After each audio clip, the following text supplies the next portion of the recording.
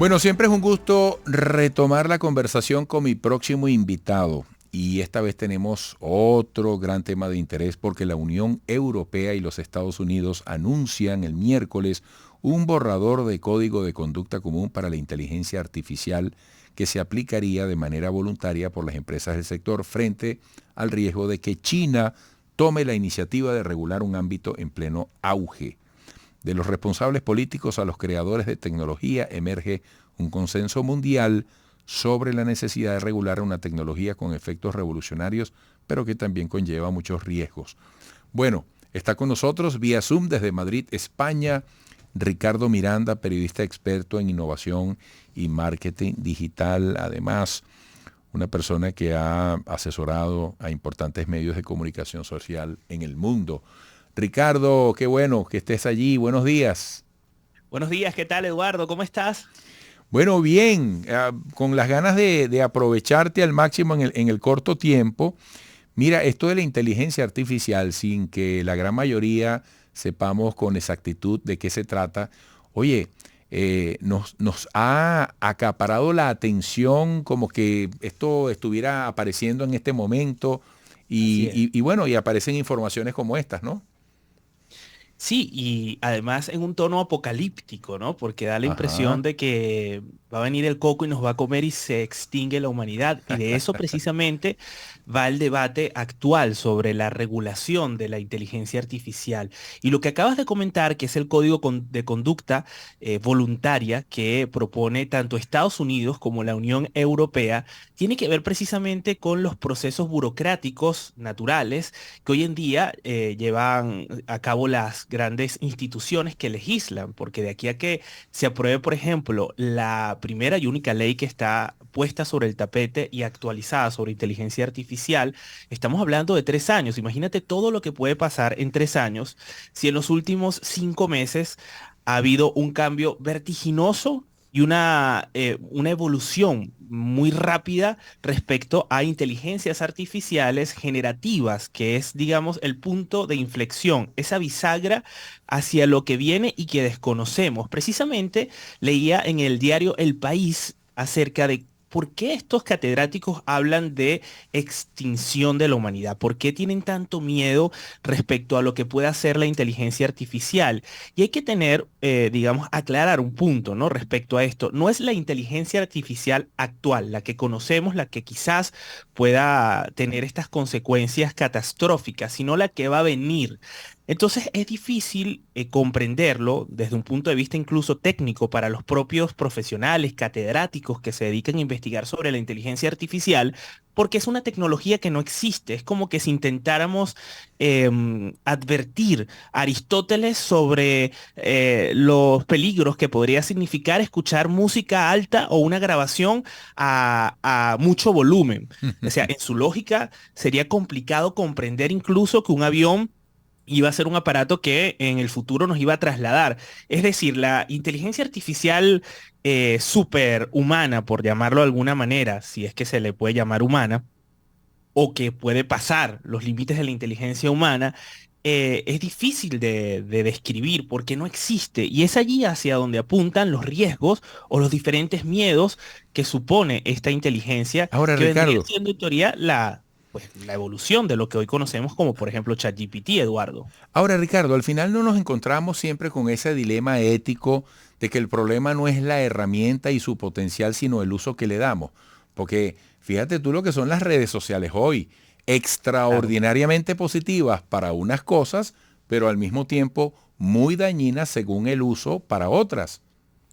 Claro, aquí el issue está en que las redes sociales tienen un punto de control desde lo algorítmico, es decir, quien la crea de alguna manera sabe cómo funciona.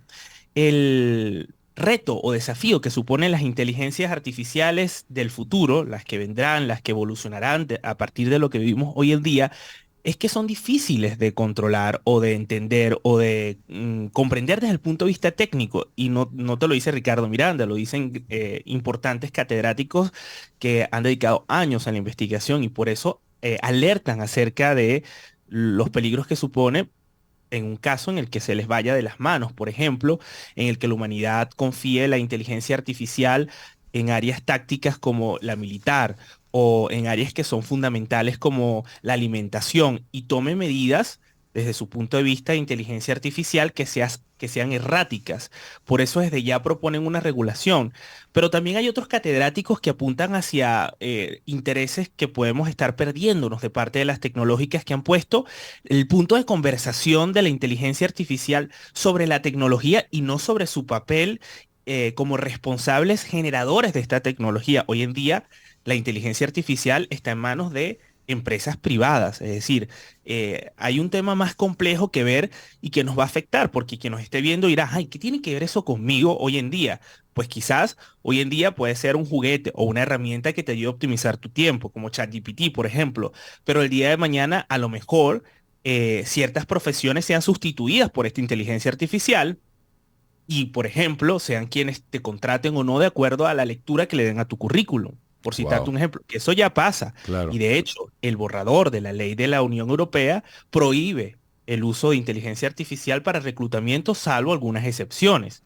Wow. Incluso prohíbe la lectura de tu cara, que hoy en día pues desbloqueamos el teléfono con nuestro rostro. Bueno, sí, Ujú. es una tecnología que ya existe, pero en China, incluso de acuerdo al gesto que pongas, puede ser considerado criminal o no, o posible sospechoso de un Claro, delito. claro. Y eso puede ser cónsono con la realidad o no, lo que hace que en algunas ciudades incluso ciudadanos tengan que optar por disimular o por no tener ese rasgo orgánico que nos caracteriza por tener la libertad. El hecho de que seamos vigilados por ejemplo, por cámaras hoy en día no precisamente condiciona cómo nos comportamos, pero hay países en donde sí. ¿Por qué? Porque depende de eso puede ser acusado de ladrón. Entonces, creo que sí es Sí, importante la preocupación y el sí, debate, pero bueno, de momento queda la sí, solución de la autorregulación porque es la más sí. inmediata, Eduardo. Mira, No es Ricardo, algo que tiene que esperar estos procesos burocráticos. mira, me queda un minuto. Háblanos Sí. de lo que va a ocurrir el 20 de julio en el Teatro de Chacao. Focus, show de marketing humano. Esto pinta muy bien. Gracias, Eduardo. Sí, Focus va a ser una conferencia de marketing provista desde un punto de vista, pues vale la redundancia, pues humano.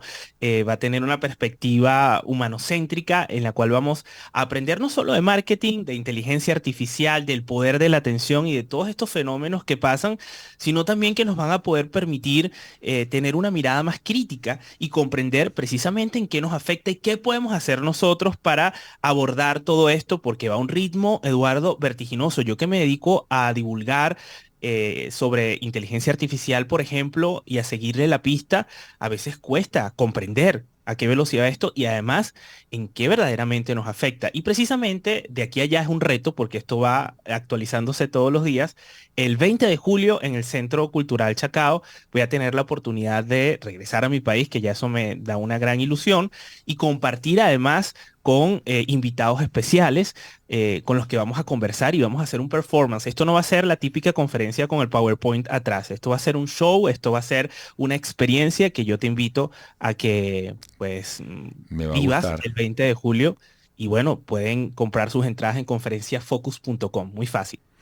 Oye, excelente invitación, Ricardo. En la medida que nos aproximemos, volveremos a conversar las veces que sean posibles para que la gente tenga todos los detalles, se anime y no pierda esta gran oportunidad y qué maravilla que vuelvas a Venezuela. Ricardo, un Gracias, fuerte Eduardo. abrazo, muy agradecido siempre contigo. Bueno, con mucha ilusión de vernos próximamente. Así será y de abrazarnos. Así es. Así será. Y que es lo más humano que hoy en día necesitamos, la Así verdad. es, así es. Ricardo Miranda, periodista experto en innovación y marketing digital. Por cierto, a raíz de la pandemia, cómo se humanizó y cómo se cortaron distancias gracias a esa cajita, esa ventanita por donde él se asomaba. Volveremos.